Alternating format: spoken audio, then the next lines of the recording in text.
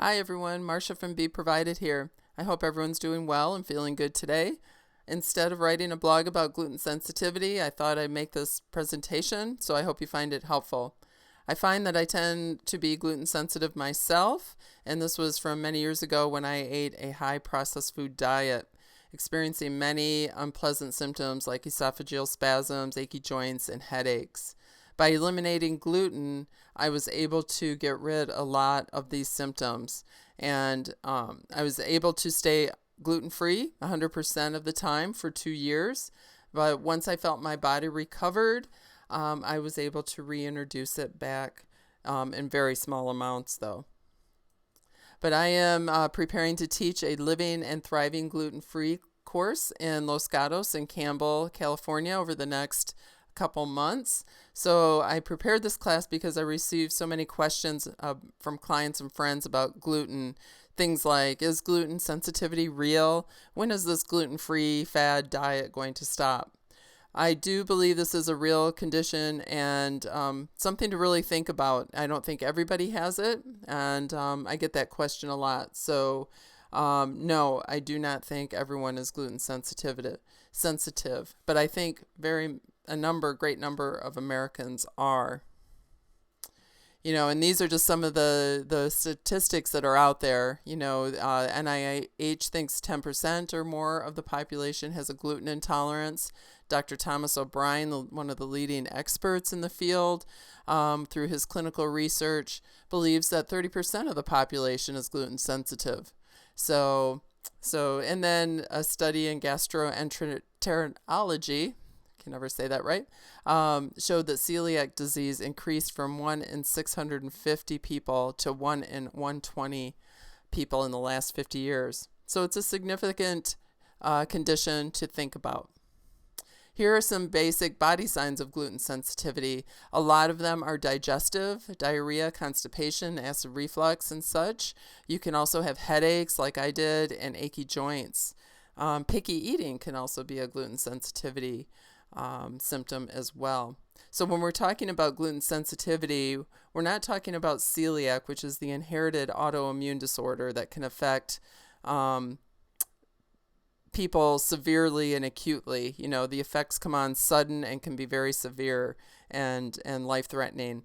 NonCeliac sensitivity, which is what we're talking about, is a chronic condition built up over time that has much more subtle and slower response or side effects, symptoms. These are again some of the symptoms may look like for gut signs of sensitivity: bloating, gas, burping, acid reflux.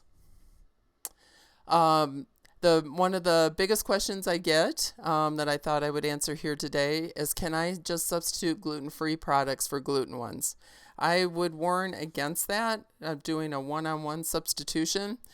Gluten-free products are high in sugar, and I did this and I found that I did not lose any weight, and I started to have other issues due to high sugar. I think it's okay to have a gluten-free product as a treat every now and then. Sometimes you just need that bread feel.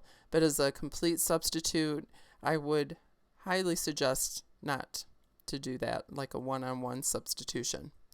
Fact number 2, or question number 2, do I have to be completely gluten-free? The answer for this is yes. If you're doing an elimination, I would recommend being 100% gluten-free. This will give your liver time to clear out all the antibodies that are created from your sensitivity. So during the elimination process, yes, be 100% gluten-free. And then try a reintroduction after that six-week period and see how you feel. So question 3, will the intestinal tract ever heal once there is damage? Definitely.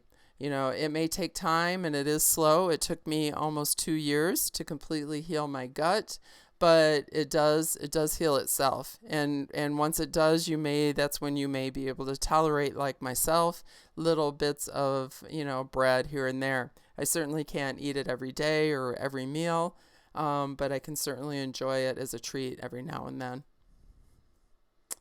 So this is where you can find me. If you have any questions, I would love it if you went to the Facebook page, the Be Provided Facebook page, leave a comment or a question there, and I will answer. I check it at least once a day.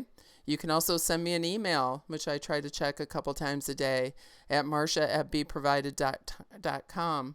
So, and I also would like to mention I do see, people on an individual basis as well as teaching group classes.